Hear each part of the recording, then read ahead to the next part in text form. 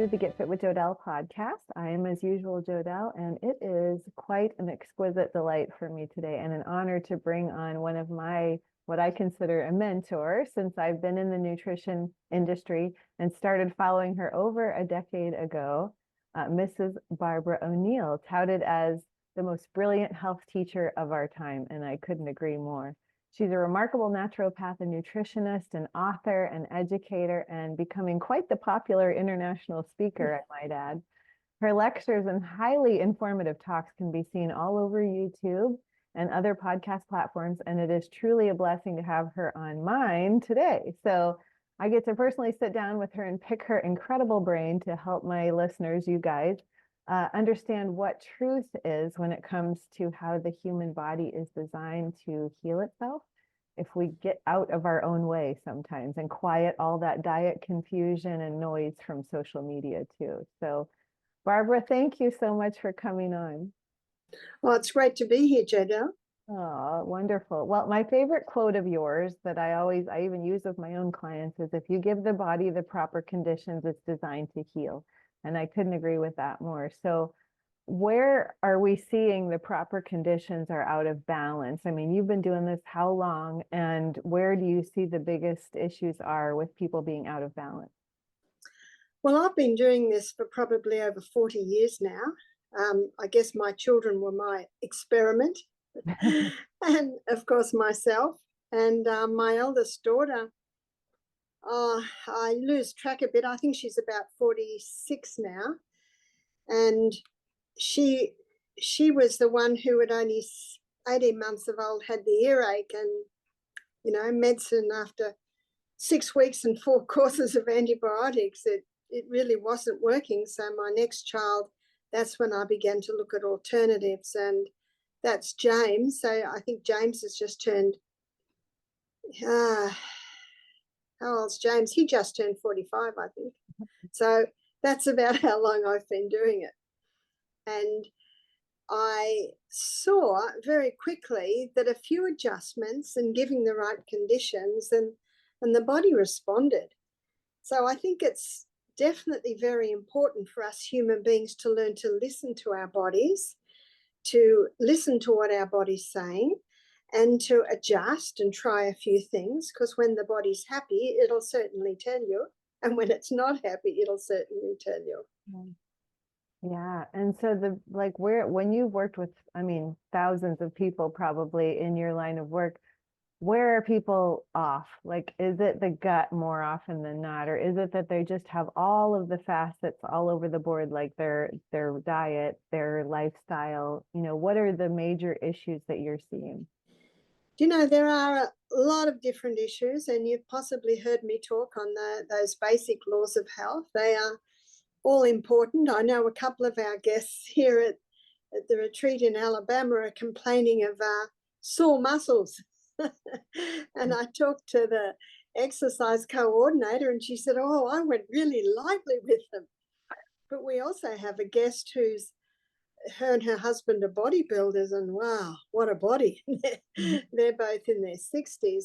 Exercise plays an important role, but if you're not giving the right nutrition, and if you're not well hydrated, then, you know, the body doesn't fully respond even when you start working out. So it's a little bit of everything. And because money drives so much business, and you have to have money to be able to even advertise, unfortunately, probably the more unscrupulous people are doing most of the advertising. And I really encourage people, don't listen to this. Test it for yourself. Listen to what your body's saying. Start going to bed early. Start drinking more water, and just see what the body says. And most people are pleasantly surprised at how simple this is. And there's been a lot of people using my name on social media. And by the way, I am not on social media. And one word of warning, if they're selling something, it's not me. Right. Because right. I don't sell products. Actually, what I push is your body, your God-given gift. Look after it, and some very simple things that you can do to look after it. That's the good news. Yeah.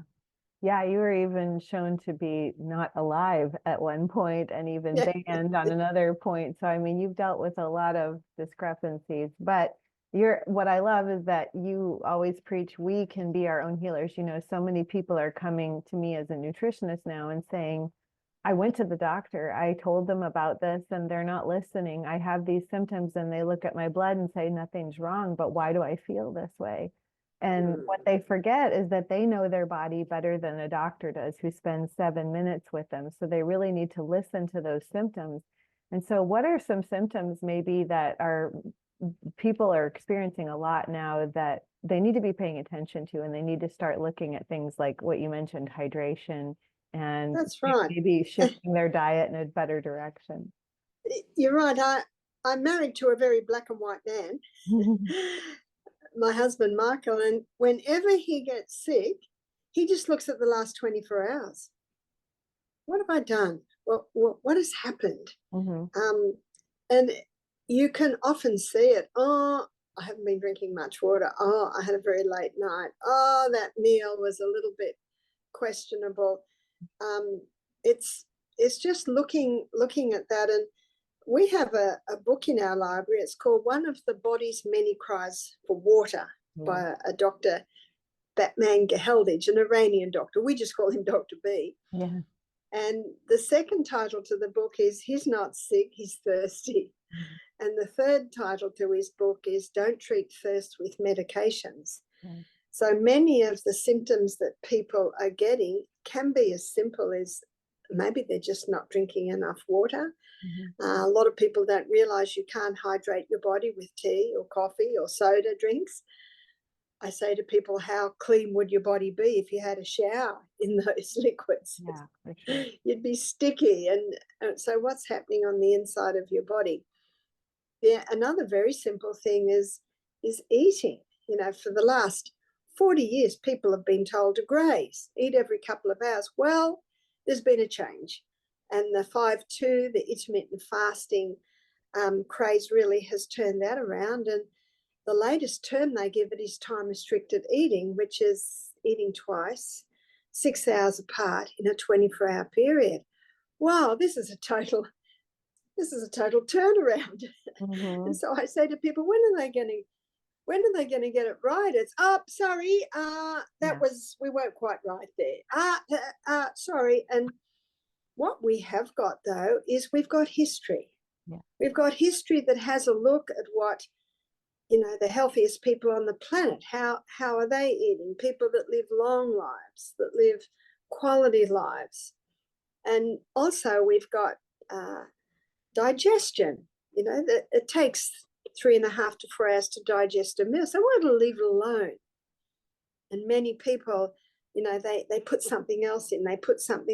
And as Dr. B said in his book, often that hunger pang mid-morning is actually thirst. And I remember my son Peter came to you one day and he said, Mum, the water's not doing it anymore. And I looked at my clock and said, it's lunchtime. So when the water's not doing it anymore, it probably is hunger.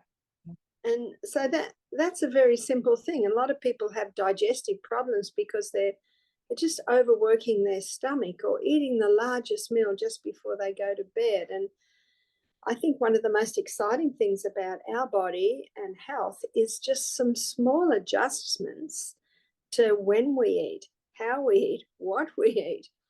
The times that we're eating can have quite profound effects.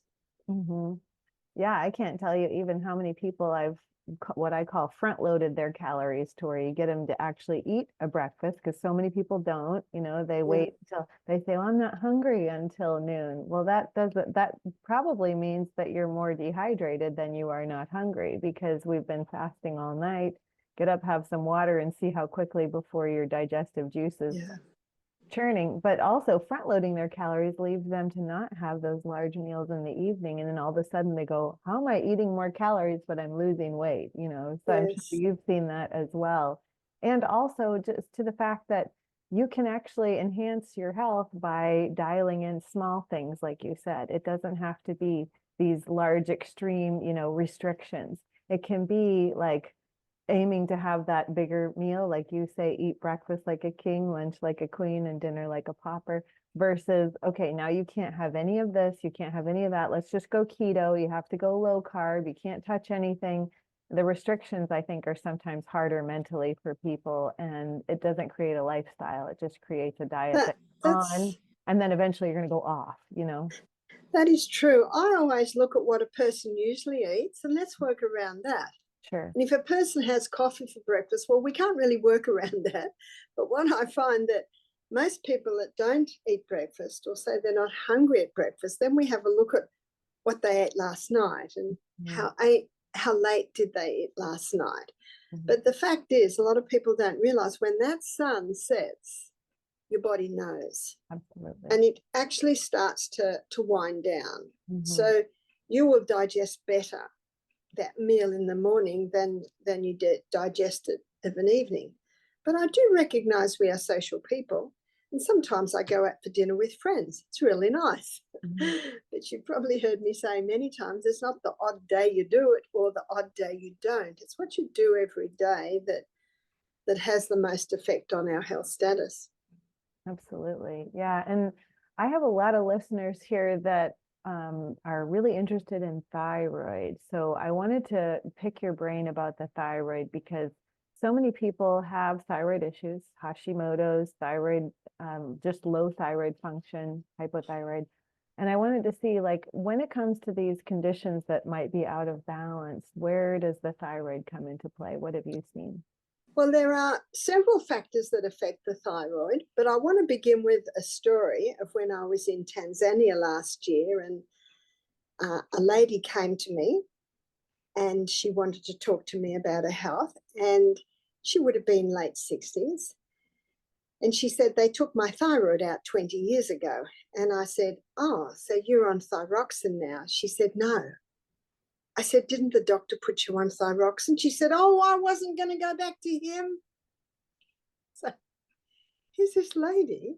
Yeah. She's been living for 20 years without a thyroid gland and without thyroxine.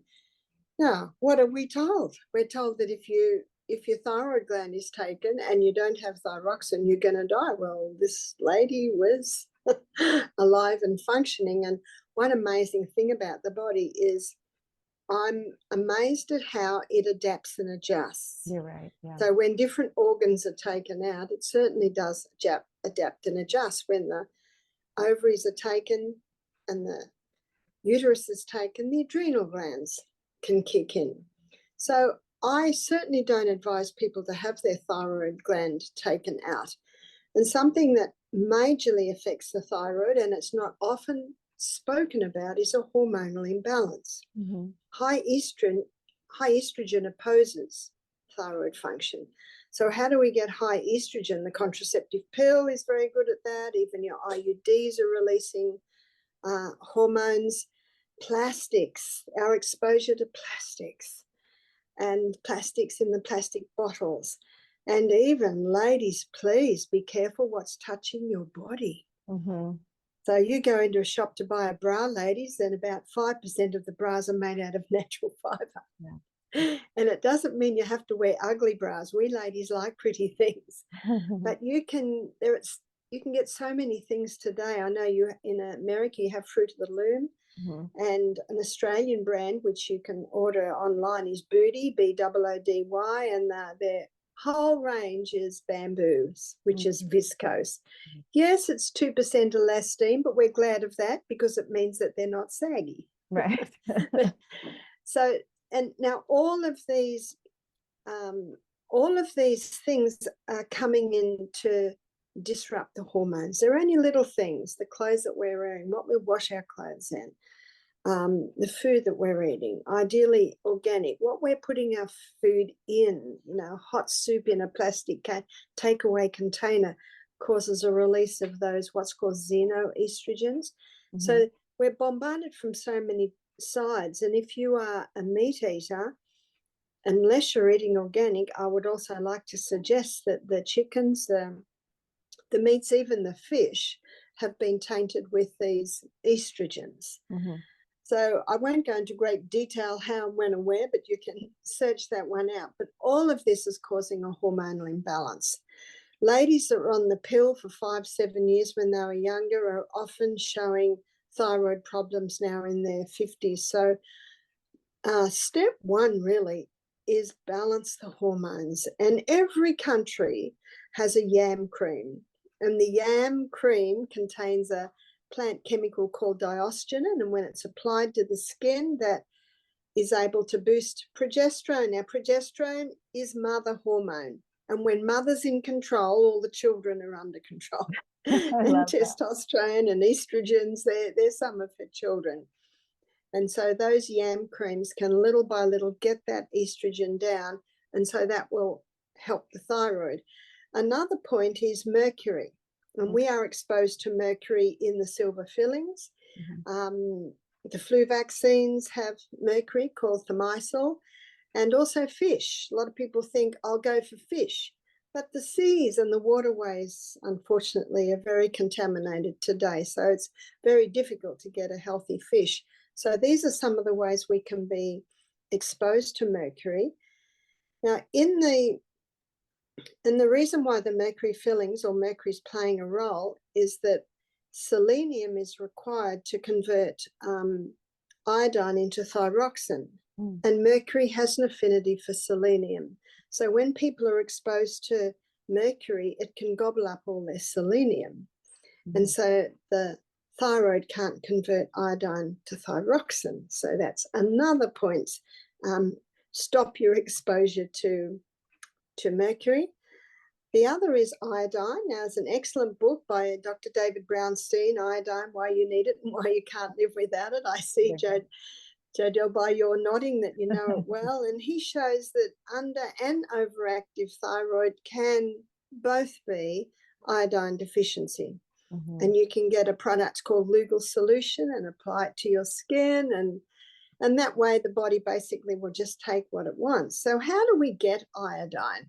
Well, you might be pleasantly surprised to know that there are some salts like the Celtic salt. It's a hand-harvested sea salt near the Celtic Sea. There's also Baja Gold, which is off the coast of Mexico, again in pristine waters, hand-harvested.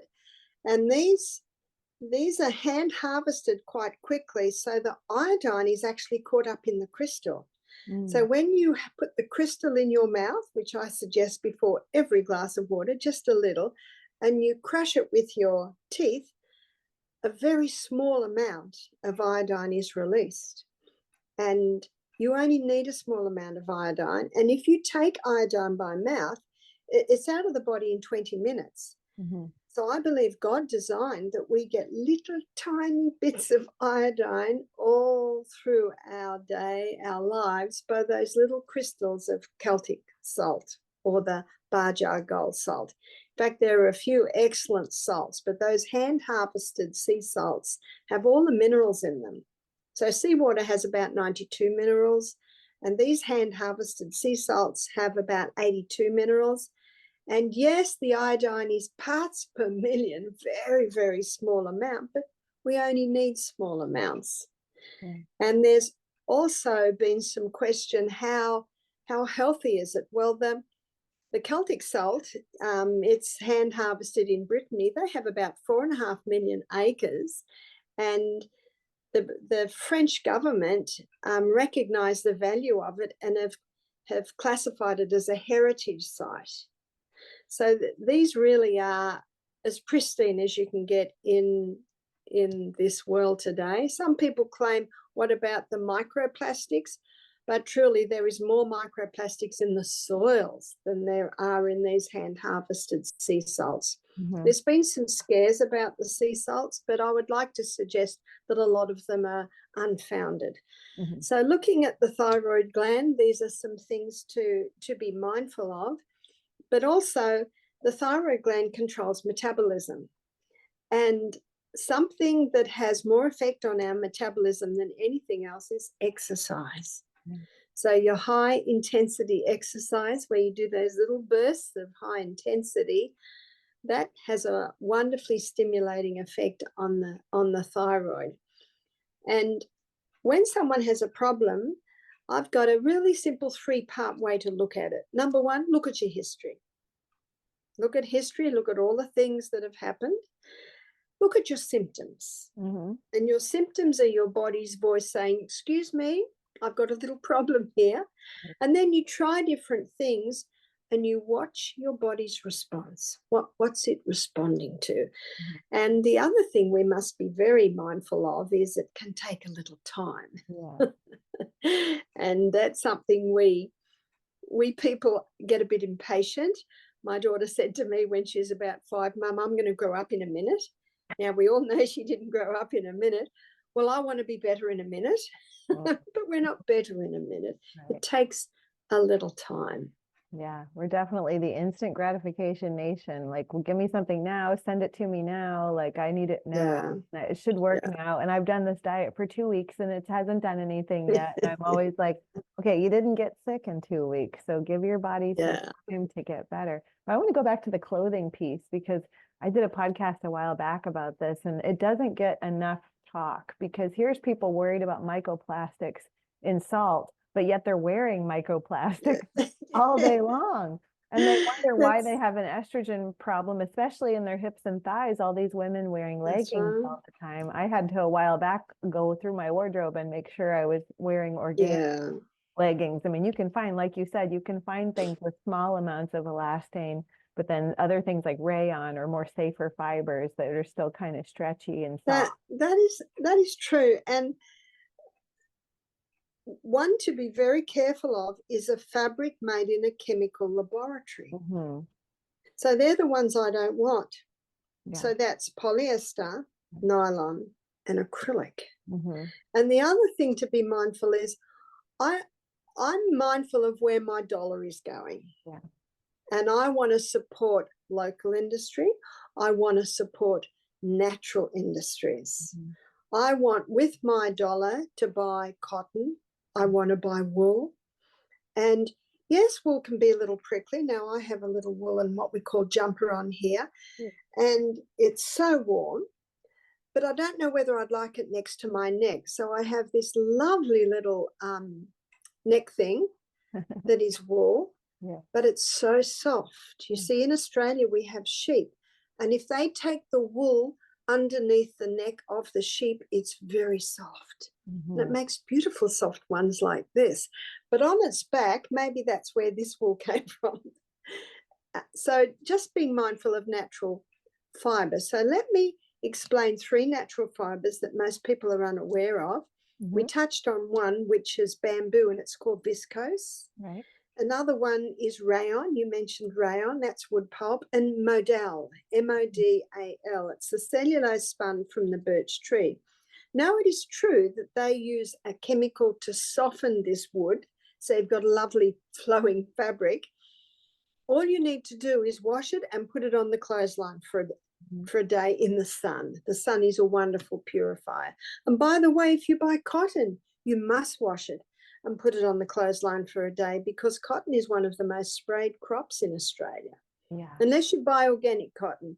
I think this white top I've got on is organic cotton. Mind you, it's about 2% elastane, and I'm very glad of that. We don't want our stockings and leggings hanging around our ankles. Mm-hmm. We're glad of that little bit of elastane. As long as the fabric is predominantly natural fiber, and of course you have silk and hemp and linen. There are some beautiful fabrics out there. So it's just being mindful of that. Now, ladies, if we all bought natural fiber, we might find that in the underwear shops, there would be 50% natural fiber because we, the consumer, have power. But that brings me to one more point in, please be mindful of what you're washing your clothes in. Absolutely, yeah. Now, my daughter had her front loader washing machine repaired recently. And the man that fixed the washing machine, he said to her, do you know that these washing machines are so efficient, you almost don't need to use washing powder? Now, isn't that interesting? I wondered about that. And so if you do use a washing powder, please go for your biodegradable and use about a quarter of what they tell you. Yeah. Now, if I have a man who's digging in my garden and he gets very sweaty and very dirty, we're going to want a little bit of washing powder in that wash. But most of us, just our daily waste that comes up out of our body, just a really good water wash would do it. Another thing that you can be used is just sodium bicarbonate. I use that. That will wash clothes quite nicely. And so you can see you can save a bit of a fortune by just washing this way. And you might say, oh, this is going to cost me a small fortune, having to replace all my underwear, my leggings, etc. It will cost a little bit, but we've got something called thrift stores, second-hand shops, and you can get some very nice things in there. So I balance out my clothes with a bit of thrift store, with a little bit of making my own, and yes, with a little bit of buying really good quality stuff. Yeah, and they can do it over time too. I remember I did that. And once I learned about the fabrics, I was like, okay, I'm just gonna, as I can afford to buy some nice organic things, I'm gonna weed some other stuff out. So there's always that too. But also, like, you brought up a question that my daughter wanted to ask you. She's 9 and she loves listening to you too. And she wanted to ask you a question about hormonal disruptors by the different cultures, because you're in Australia, and maybe not right now because you're traveling. But in Australia, are the hormonal disruptors the same as the US? Like, do you have a lot of glyphosate exposure there, and a lot of, xenoestrogens in the plastics and stuff like that? Well, I have a very simple, quick answer to you. A resounding yes. And I have to tell you, no matter where I go on the planet, and last year I went all through Europe, into Holland, into Germany, into Ireland, same. It's the same. Yeah, I wondered if the glyphosate, usage was as strong in some of these other countries as it is here. Unfortunately it is, and I have a new book that's about to be released. We're hoping to be ready for print at the end of February. Right. The graphic designer's on the last few chapters, and it's a handbook on natural remedies. It's called Sustain Me. Now, my graphic designer, he looks at everything I say and he checks it out, which I'm very glad of. And I said in there that in 2015, the Sri Lankan government banned Roundup, glyphosate, because so many of their farmers were coming down with endocrine, this is hormone-related cancers. Well, he checked it out and he said, you're right, but I've got some very sad news. They've just legalized it again. Oh. Does that mean it's suddenly safe? No, it is not safe at all. Unfortunately, and I don't want to jump the gun and presume here, but I don't know what else would make them legalize it again, is maybe they were offered a handsome amount to do that.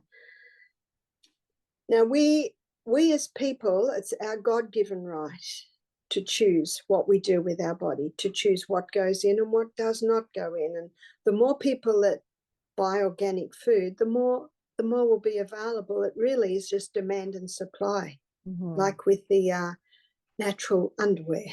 So with the foods, the more people that buy the organic foods, the more will be available. Yeah, absolutely. Well, and I have a theory that it's not just the gluten, it's also what's sprayed on the wheat, and also these vegetables that they're spraying stuff on. That's a hormone disruptor, but also you're seeing so much in the way of like liver and gallbladder. So can even things like glyphosate, do you think they could sludge up the gallbladder a little bit too and create more of this kind of liver and gallbladder issues you're seeing a lot now? It certainly can. The liver is the project managed, so it's the sieve. Everything that comes into the body, yes, it goes through the liver, gallbladder. Another thing that has been really affecting this, and I think a lot of people are becoming aware of this now, and that is fat's not the problem. Right. And we've been living under fat phobia for just too long. In his book, Udo Erasmus, it's called Fats That Heal, Fats That Kill. And there are fats that kill, but there are also fats that heal. And when someone's on a fat-free diet, the gallbladder gets very sluggish, purely because it hardly has to ever release the bile. And the fats that heal, really simply put, are your altered fats. And the Industrial Revolution, that's when the altered fats started to be released. Fats that are extracted from hard seeds that normally no one could get out, but they've now got high heat and chemical equipment that can extract these fats. So the fats don't cause a sluggish gallbladder unless it's those altered fats, those toxic fats.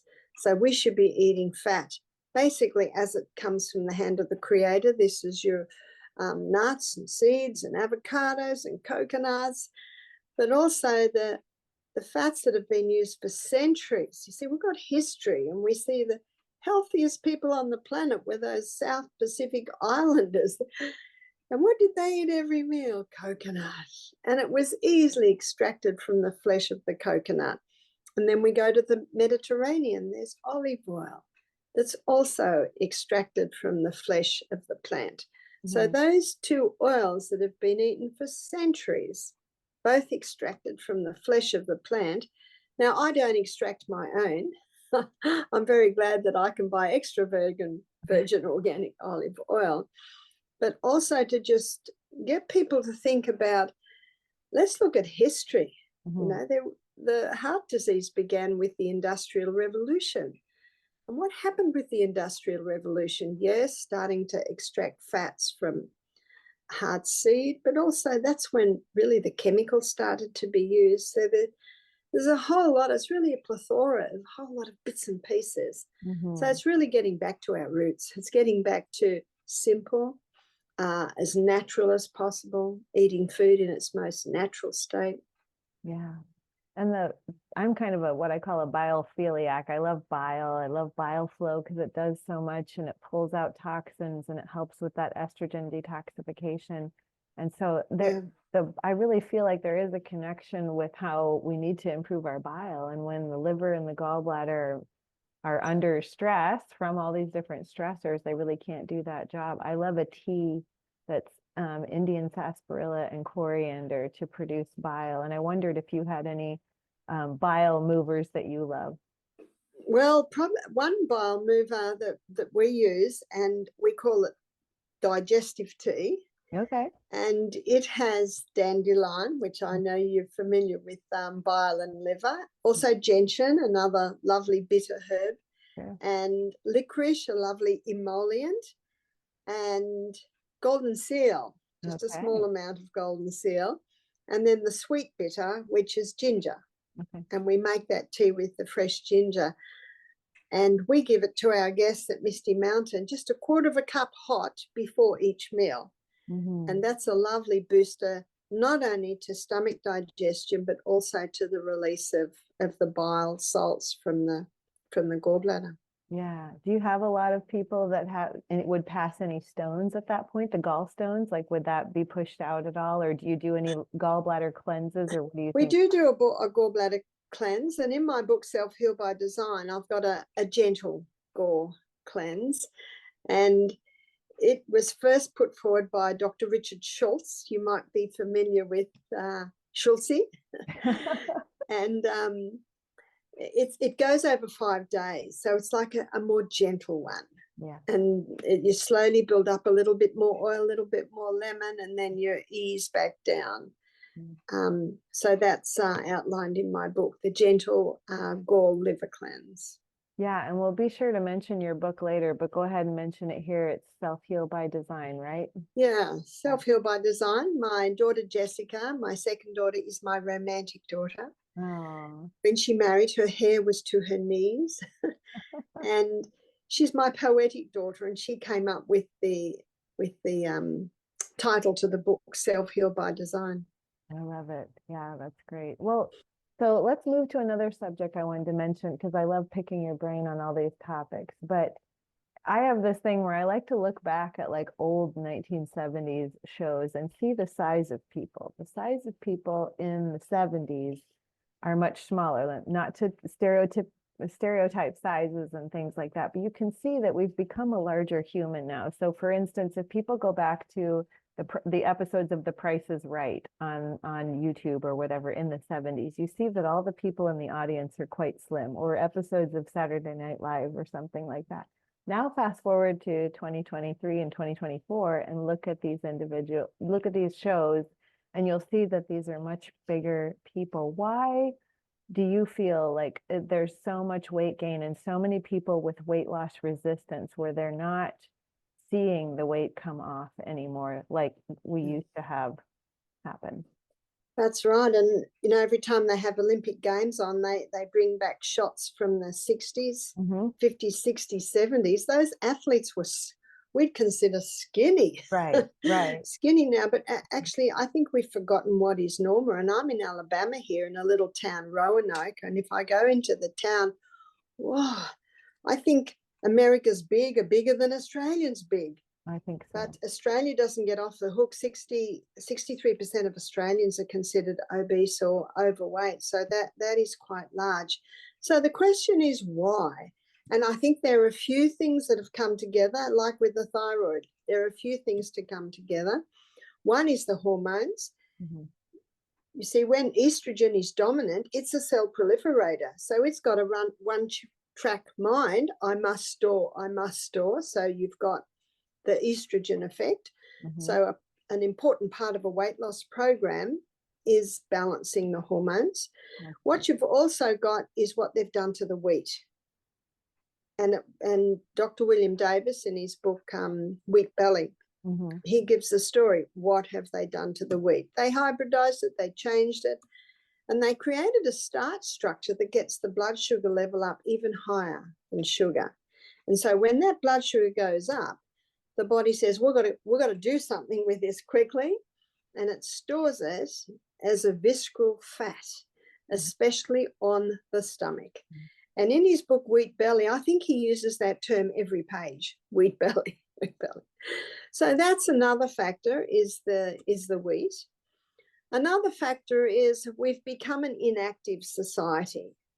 So many people are spending indoors on the devices now. So many on the devices.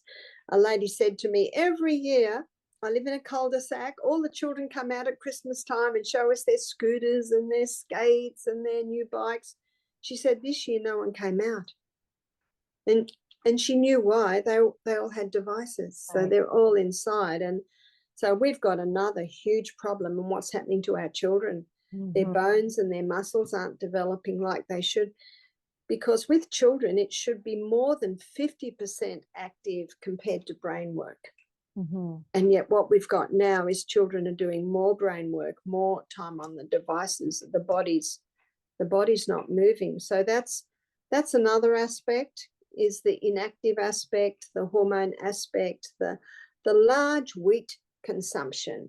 See, cereal and toast for breakfast, sandwiches for lunch, pasta for tea, cookies, cakes, donuts, mid-morning, mid-afternoon. It's almost 100% wheat diet. And then you put on top of that the refined sugar. And a lot of people don't realize these high carbohydrate foods, they store as fat. And people often think that if they go on a fat-free diet, they'll lose weight, but it doesn't work. Doesn't work. I'm so glad you mentioned the devices. I call it the little rectangle. Everybody has their little rectangle that they carry around with them. And even now, as you said, kids, which is so sad that our kids are so vested in these things. It is a huge, actually, EMF radiation from this device is an endocrine disruptor. So it makes sense what you're saying is like, if people would understand, maybe it's not always the food you're eating, maybe it's you're holding this little rectangle in front of your thyroid, radiating your thyroid. You're holding this little rectangle in front of your abdomen, radiating your internal organs. What do you expect it to do? We say we would put our head in a microwave, but yet we're holding a microwave radiated device. These are the same waves that's coming out of a microwave, and that seems to be okay, you know. That's right. That's called the silent killer, because you can't see what it's doing. We've even got osteopaths and chiropractors saying this. They call it the device neck, where the neck's in this in this position.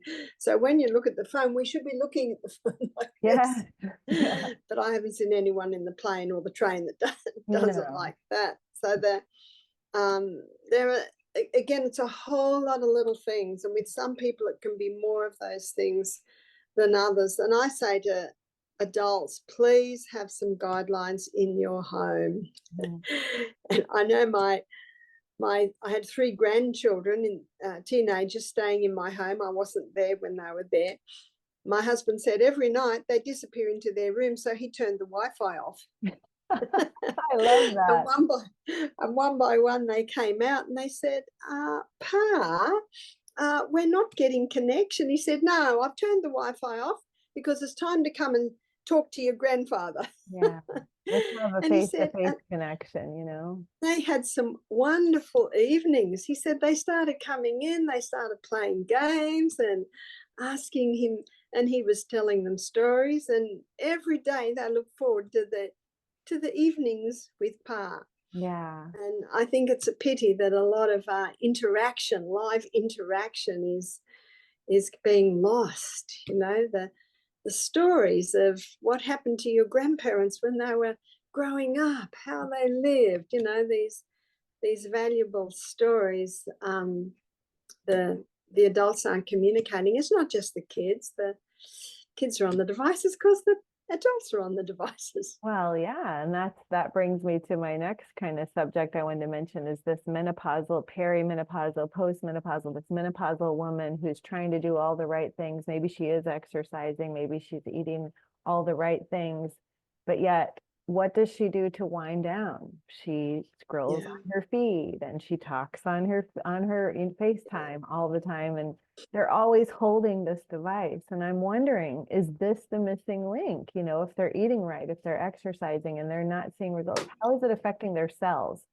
Cell to cell signaling happens between these little chemical messengers, those hormones. That's true. What if something is interrupting those cell to cell signals? Well, it is interruption. Our bodies run according to precision balance. Yeah. There's this precision balance, and we are electrical people. There's a spark of electricity in every cell. There's our electrical system specifically is our nervous system, and the electromagnetic field coming out of the devices is not the same as the electromagnetic field that is in our body. And you're absolutely right, here right in front of the thyroid. And ladies, the devices at the computer all day right in front of the breast. Yeah, absolutely. And I was reading of a breast surgeon, and he said it's alarming the amount of young women who are getting breast cancer in the breast where they put their phones. And you can buy a sports bra that's got a pocket in it to put the phone in it. Now, a lot of people are putting their phone in their back pocket. I'm wondering how many hip replacements we're going to be looking at, because the bones are starting to break down, and the bones are affected by the hormones. So there are 2 types of cells in the bone. There's osteoblast cell, osteobone, blast new cell, and osteoclast. That's the taking away of the old bone. Progesterone boosts the osteoblast, and estrogen stimulates osteoclast. So when you've got this high estrogen, low progesterone, then you've got too many old cells going away, not enough new cells coming in. And absolutely what you said, the connection, the messages from cell to cell, the imbalance of the hormone, it all is playing a part. Now, we are able to do this right now because of technology. And my phone, my WhatsApp, I can have connection with my family while I travel the world, absolutely. But my devices are not in my bedroom while I sleep. Same. Definitely not charging while I sleep. And I don't have them on my body. They're never in a pocket. They have never been in a bra. So I don't have them on my body. So we use them wisely. Exactly. And if every home had some guidelines in the home, the child can be on technology when the room's clean, the dishwasher's empty, all the homework's done. It's important that that they earn that time on the device. They don't earn your love, of course not. But regarding the device, one lady said to me, my little 7-year-old, she can have the device for half an hour on a Sunday morning. But every time I turn around, she's picking it up. I said, it's real easy. Every time she picks it up, she loses 5 minutes on Sunday. You'll find that when you turn around, she won't be picking it up anymore. So it's just cause and effect. And if they say, you're mean, oh, no, it's because I love you. It's because I love you and I care about you that we have these guidelines. But in the next breath, go camping with them, go swimming with them, climb mountains with them. You know, show them some amazing things that you can do without the devices. So parents, to be able to do that, you've got to be fit. Grandparents, you've got to be fit. Right. You've got to keep your body working well so that you can do all of these things. So this certainly all comes to play. And again, as we mentioned before, for some people, the devices may play a large role in what's happening with them. And for some people, it can play a smaller role. So it depends on everything else that's happening in our life, what we've been exposed to. Yeah, absolutely. I agree with you that they can be a form of communication that we can have at our disposal when we need to communicate with people and when we need to like get a hold of someone. But I think there's too much reliance on entertainment and numbing out instead of like finding ways to live on the other side of the rectangle. That's what, you know, part of it is educating our kids and telling them what the device is doing to them and letting them see for themselves, wow, I don't want to feel, you know, anxiety in my brain. I don't want to have to worry about cancer when I'm older. You know, if you educate your children, sometimes like my daughter, she doesn't want to be on it for very long. It gives her, she feels the anxiety of it. So she'll be on it once a week for a couple minutes and then she's like, I'm done. I don't want to do this.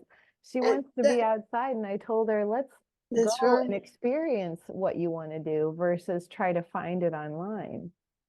That's true. And another point is that when the sun goes down, the devices my iPad goes down. Yeah, very good. You see, the sunshine has blue light. And that blue light is very important going in through our eyes. That's why we must be out there. And I reset my circadian rhythm yesterday by allowing my eyes to experience the sunshine. I don't look at the sun, but being out there, and I thank God that I slept very well last night because I've only been in the country about 5 days. So it's great for resetting your body clock. Now, technology gives off blue light, but it's a different frequency. But it's similar enough so that if your eyes are observing technology after dark, the message to the brain is wake up, it's daytime. So this is one of the big contributing factors why so many people are having trouble with sleep. Absolutely. So when I discovered this, I answer all my emails in the afternoon. Yes. I used to do them in the evening. And when I discovered that, no more. Yeah. When that sun goes down, I'm doing my emails. It's getting dusk. A couple more. It's down. Good for you. I wish more people, I wish a lot of my clients would hear from you, and because they hear it from me and maybe they're not buying it because I'm like, this is your sleep problem. These devices are the sleep issue, creating this endless day where we can be in front of light all the time. And that's not natural for the human body. And a lot of what we teach is logic, common sense. It's like if you'll go back to before all of this technology, before modern tech, and look at how people lived, it's quite simple. You eat the food that's grown on the earth and you wake with the sun, you go to bed. You know, it's very simple, and they did not have the insomnia problems that we have now. That's why I say to people, if you can't sleep at night, the worst thing is to look at your phone. Absolutely. Because you look at your phone, you will not go back to sleep because the message from the blue light is wake up. Yeah, you're telling your brain this is noon, even though it's midnight. So yeah, and I've seen studies where it shows that 1 hour of blue light after the sun goes down elicits an insulin response in the body as a part of stress. So it's calling for people to go to the fridge. This is your insulin's up now, it's crashing. You're going to need something late at night. So Yeah, this is something that you can stave off those nighttime cravings by just turning off all the blue light in the house. And there's these wonderful things called books, which I know that you've mentioned several already on this podcast that people could check out. And maybe we'll have a That's required right. reading list for my listeners to check out these. That's right. And that's what I do of an evening. I put the bedside lamp on Me too. and read. Yeah. And when the book starts to drop, I realize I'm falling asleep. Yeah. So I turn the light off and Yeah. go to sleep.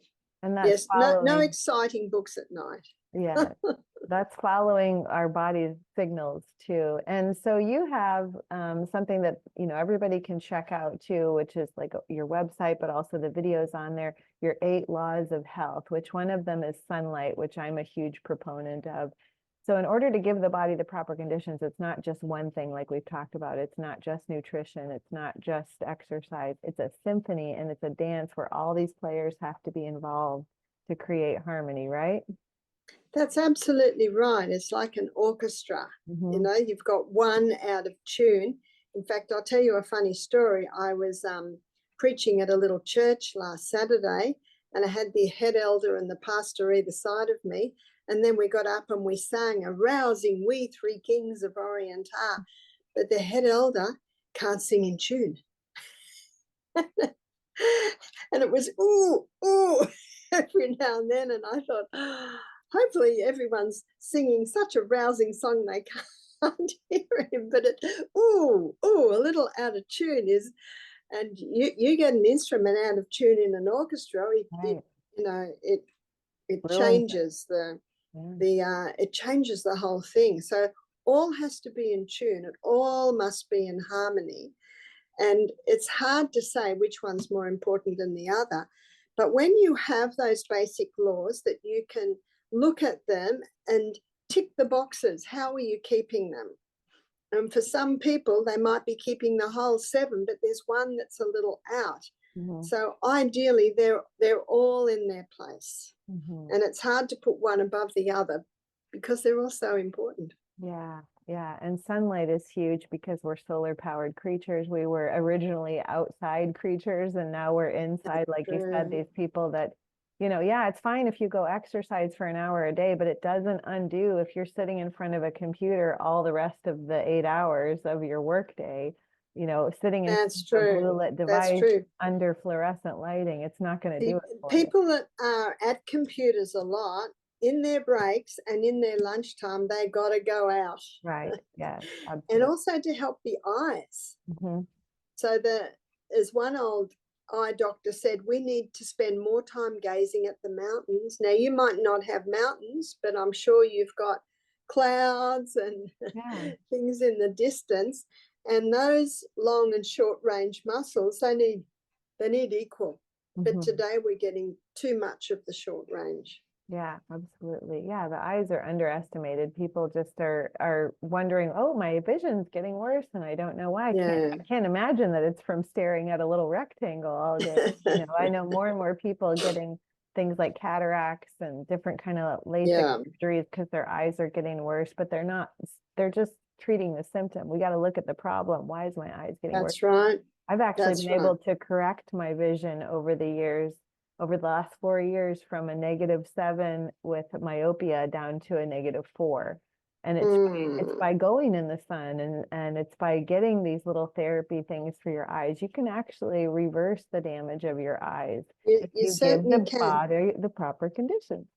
You certainly can. And the book, Better Eyesight Without Glasses, his last chapter, he basically lists the laws of health. Yeah. The eyes need sun, the eyes need to be well hydrated, the eyes need nourishment, the eyes need sleep at night. So there again. Yeah, this is awesome.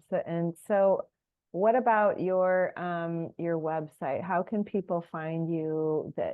Do you still offer like retreats? Can people hire you to bring yourself to their establishment? It sounds like you're all over the place. Yes, well, I am booked out 2024. Okay. And you can inquire. My husband basically arranges that. But I have a website. It's the same as my book, Self Heal by Design. And that tells you where I'm going to be, my schedule, and it also allows you to download my lectures. But my daughter, who lives in Wisconsin, she has a website where she sells the yam cream. She sells my book, and it's an easy website, Misty Mountain USA. So that's her website. That's great. I'll put that in the links too, because I just knew it as Barb Health. I go to Barb Health and still see you there. So yeah. Okay, well that's one that's not well known. Okay. So I just so appreciate your time today. I hope we can do this again. I know you're super busy, but I would love to talk to you about children's health because you are so versed on children's health. And just for the listeners, my daughter is the way she is because of you, because I've listened to all of the ways that you share knowledge and information about how to raise healthy children. And so I'm very happy with the child that I have. So it's important to be happy with the child you have. Yes. And of course we're happy with the children that we have, but most people don't realize, if we change the way we are with them, we can certainly help their behavior to improve and the way they are, their health to improve. And we can raise really healthy kids by educating them while we're doing it and letting them know this is why, not just saying, yes, I said so. Like I try to educate her. I let her listen to you. She's always loved listening to you ever since she was a toddler. So we can help educate them so that they can even make healthy choices for themselves. That's right. That's right. Now, one last question I like to ask my guests is, my favorite quote is by Audrey Hepburn, and it is, I believe that every day should have at least one exquisite moment. So Barb, what is your exquisite moment today? Oh, my exquisite moment was a cloudless sky. We've had a few days of rain, and the night before last, I was awake from 2:30 in the morning, and I thought, I need sun. I'm the same way. I need some sun's rays to go into my eyes to reset my body clock. And we got a little glimpse yesterday, and I slept very well last night. But today we had full sun. Good. And that was an exquisite moment. And in line with that, I saw the first few daffodils come out. Ooh, wow. Yeah, I haven't seen those yet, so that's exciting. Well, that's wonderful. Sun makes all the difference. That's why I have to fly south for the winter like the birds do, because I can't handle the Midwest winter. So. Yeah, it's a long, long winter. Yeah. And unfortunately, people have been scared away from the sun. And yes, you can overdo it, and your body will quickly tell you, because the skin will go red and sore. So we just don't overdo it. Yeah, that's a whole nother podcast, because, so many people are like, well, what am I supposed to use for sunscreen if everything has chemicals in it? And I'm like, it's called shade. And then it's also called clothing. You can put clothing on. A shirt. Yes, a nice linen shirt that will keep you breezy, but you're not getting the sun. This is like logic, common sense. You don't need chemicals on your skin. So that's true. And unfortunately, common sense isn't very common. That's also true. It's time to revive it. I think so. Well, you're doing just that. And I so appreciate that you're still out there and you didn't let anybody deter you when they tried to ban you or whatever. So I'm so excited to always see something new pop up that I can listen or read from you. So I appreciate what you're doing. That's good. That's good to hear, Jodelle. All right. Well, I'll let you go, and hopefully we can do this again sometime. Thank you. Yes, we'll be in touch. Okay. Bye-bye. Bye for now. Trouble sleeping? Gut issues? Do you know your thyroid is off, but your doctor won't do anything about it? Symptoms don't lie. If you feel like you don't feel good, then something is off. Listen to that inner knowing and reach out. That's what I'm here for, to help guide you towards what's going on at the root of your issues and get them resolved. Bring back your vitality, your energy, your happiness, and get that body you've always wanted with nutrition and lifestyle therapy. I approach it from a very bio-individual way, and each consult is unique to you, where I get to know you and what your body needs. Rates are affordable with different options depending on what you need and what you can afford. No two people are alike. and none of their lifestyles are alike. So I don't approach any consultation the same as another. You are as unique as your fingerprint. So let's get to the bottom of what your body needs and get you looking and feeling as awesome as I know you are.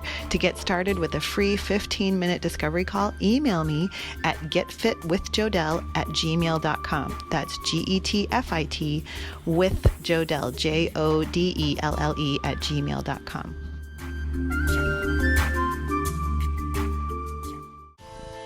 What would it feel like to have virtually every supplement known to man at your fingertips? And what if you only had to drink water to get it in? I firmly believe in something called frequency. It's what you feel when you touch a rock that's warmed by the sun. That warmth is frequency. It's how your text message gets to your friend's phone thousands of miles away. It travels on frequency. It's lightning. When the lightning hits the earth, it adds electrons to the earth, and that's how we ground. It's wind, it's brain waves, it's microwaves. Everything has frequency. And now you can write frequencies into your water, since water holds frequencies. So imagine if each supplement has its own frequency and you write that into water, you can literally have any supplement, any peptide, any bioidentical hormone in your water. Listen to a podcast I did with a guy named Anton Fedorenko, a leading expert on frequency, and then visit my link in the show notes to infopathy, or infoceuticals, which is a way to infuse your water with the frequency of any substance or supplement that you want. Like I said, even peptides, without ever spending a penny on them. Check out the show notes for a link to infopathy and a special discount code just for my listeners.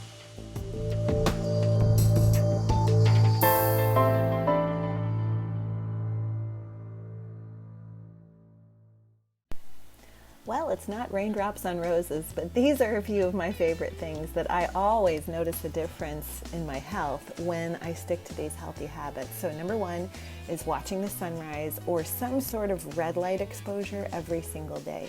Number two is grounding and earthing daily. And sometimes I combine watching the sunrise while swimming in my local lake. First thing in the morning as the sun comes up, I'm grounded, I'm earthed right into this natural body of water.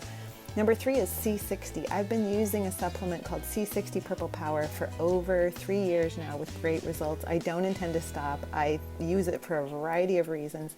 And number four, as most of you know, I am a professional paddleboard athlete. So paddleboarding is always part of my weekly regimen of keeping my mind fresh, getting my vitamin P, and keeping my body in a really great healthy state with lots of active relaxation in that form of movement that uses up your entire body.